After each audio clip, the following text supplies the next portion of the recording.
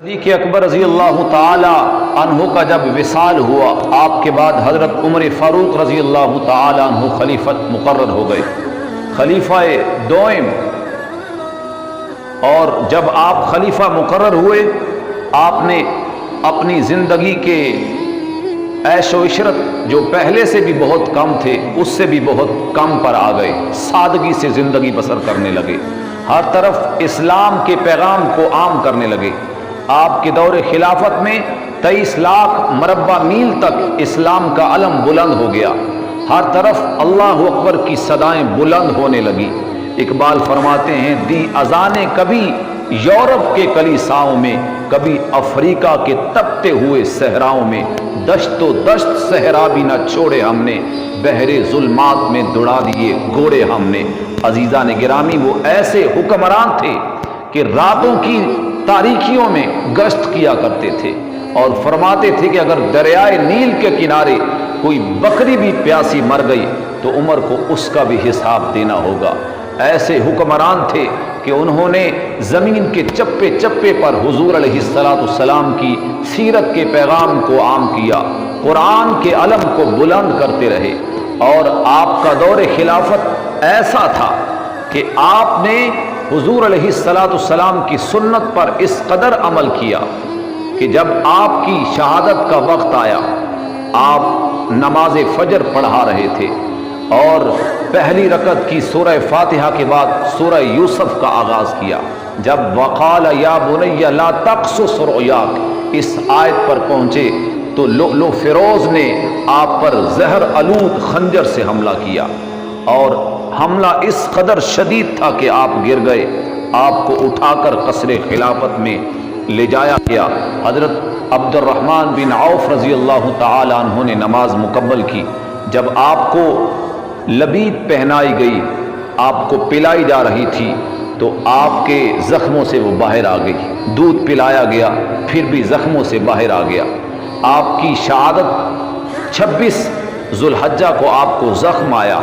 جب آپ دنیا سے رخصت ہونے لگے، اپنے پیارے بیٹے عبداللہ ابن عمر سے کہا کہ جا کر ام المومنین سیدہ عائشہ سے اجازت طلب کر لو کہ اگر اجازت ہو تو مجھے حضور کے پہلو میں دفنا دینا۔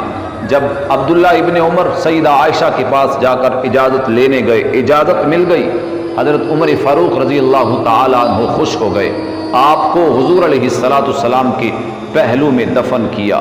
عمر آج بھی حضور کے پہلو میں ہے اور قیامت کے دن بھی حضور علیہ السلام کے پہلو میں ہوں گے۔ حضرت عمر فاروق رضی اللہ تعالی عنہ جلیل القدر صحابی رسول ہیں، اور آپ کا مقام یہ ہے کہ آپ جس راستے سے گزرتے تھے شیطان اس راستے سے بھاگ جاتا تھا۔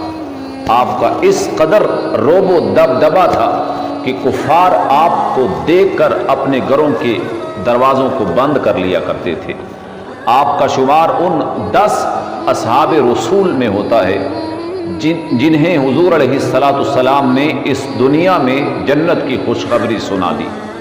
عزیزان گرامی، حضرت عمر فاروق رضی اللہ تعالی عنہ کی حق گوئی کا عالم یہ تھا کہ رب تعالیٰ نے آپ کی رائے پر قرآن اتارا، متعدد آیات آپ کی رائے پر اترتی رہی۔ حضرت عمر فاروق رضی اللہ تعالی عنہ کا مرتبہ اس قدر بلند ہے کہ حضور علیہ السلام نے فرمایا، لو کان بعدی نبی لکان عمر ابن الخطاب، کہ اگر میرے بعد کوئی نبی ہوتا تو عمر ہوتے۔ یعنی عمر میں ایسی صفات موجود تھی کہ اگر حضور کے بعد کسی نبی کو ہونا ہوتا تو عمر ہوتے، مگر حضور علیہ السلام دنیا میں تشریف لائے تو اللہ رب العالمین نے باب نبوت کو بند کر دیا کہ یہ محبوب اس قدر عظمت والا محبوب ہے کہ اس کے بعد کوئی اور نبی نہیں آ سکتا۔ حضرت عمر فاروق رضی اللہ تعالی عنہ کی یہ شان ہے کہ تمام صحابہ حضور علیہ السلام کے مرید ہیں، مگر عمر فاروق حضور علیہ السلام کی مراد ہیں کہ آپ علیہ السلام نے رب تعالیٰ سے مانگ مانگ کر عمر کو لیا۔ آپ رضی اللہ تعالی عنہ کی شان اس قدر بلند ہے کہ حضور علیہ السلام کے آپ خلیفہ ثانی ہیں۔ خلیفہ ثانی عمر بن خطاب رضی اللہ تعالیٰ عنہ آپ کے اسلام لانے کا واقعہ اس طرح ہے کہ جب اسلام کا شجر ثمر بار ہونے لگا اور تعداد 39 تک پہنچ گئی تو کفار کے بڑے بڑے سردار جمع ہو گئے کہ اسلام تو مسلسل پھیلتا ہی جا رہا ہے، لوگ ہمارے آباء و اجداد کے دین کو چھوڑ کر اسلام قبول کر رہے ہیں، تو کیوں نہ ہم اسلام کی شمع کو ہی گل کر دیں۔ یعنی حضور علیہ السلام کو نعوذ باللہ من ذالک قتل کرنے کا ارادہ کیا گیا، اور اب یہ طے ہونا تھا کہ قتل کون کرے گا۔ عمر منتخب ہو گئے کہ عمر جری بھی ہیں، بہادر بھی ہیں، یہی اسلام کے شمع کو گل کریں گے۔ ادھر حضور علیہ السلام ہاتھ اٹھا کر دعا مانگ رہے ہیں، اللہم اعز الاسلام بالاسنان بعمر بن الخطاب او لعمر بن الحشام، کہ اے اللہ عمر بن خطاب یا عمر بن حشام میں سے جو تجھے پیارا ہے اس سے اسلام کو عزت عطا فرما دے۔ ادھر عمر نیام سے ننگی تلوار لیے حضور علیہ السلام کو معاذ اللہ قتل کرنے کے ارادے سے جا رہے ہیں۔ راستے میں ایک صحابی ملتے ہیں، عمر کے چہرے کا جلال دیکھا تو پوچھا، اے عمر کدھر جا رہے ہو؟ تیرے تیور کچھ خراب ہیں۔ عمر نے کہا کہ آج میں مسلمانوں کے نبی کے قتل کا ارادہ لے کر جا رہا ہوں۔ صحابی رسول پریشان ہو گئے تو عمر سے کہا کہ اے عمر، اس سے پہلے اپنے گھر کی خبر لے کہ تیری بہن اور بہنوئی نے اس نبی کے کلمہ پڑھ لیا ہے، اس پر ایمان لے آئے ہیں۔ عمر نے راستہ بدلا اور بہن کے دروازے پر جاتے ہیں۔ دروازے پر پہنچے، اندر سے قرآن کی تلاوت کی آواز آ رہی تھی۔ جب عمر نے قرآن کی تلاوت سنی، غصہ پہلے سے زیادہ ہو گیا، تلوار کی نوک سے دروازے پر دستک دی۔ جب دروازہ اس شدت سے کھٹکھٹایا، اندر سے بہن اور بہنوئی لرز گئے کہ یقیناً عمر ہی ہو سکتے ہیں۔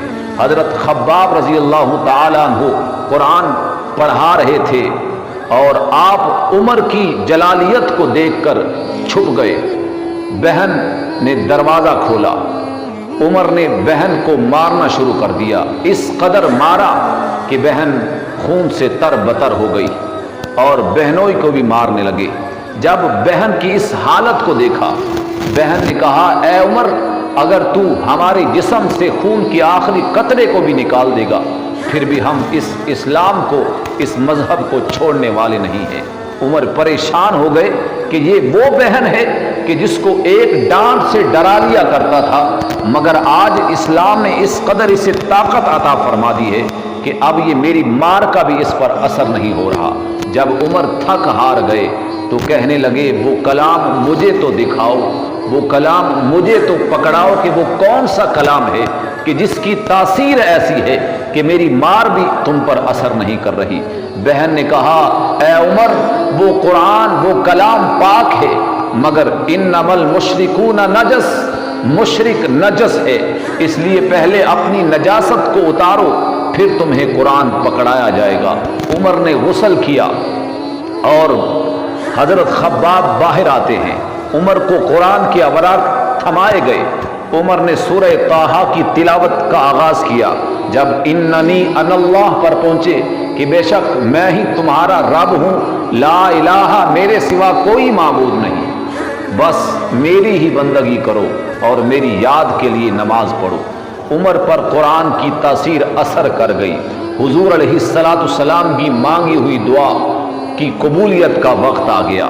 سرور کائنات علیہ السلام نے جب جب اپنے رب کی بارگاہ میں دعا کے لیے ہاتھ اٹھائے ہیں، عزیزان گرامی، تب اللہ نے اپنے محبوب کے اٹھے ہوئے ہاتھوں کو کبھی خالی نہیں لٹایا۔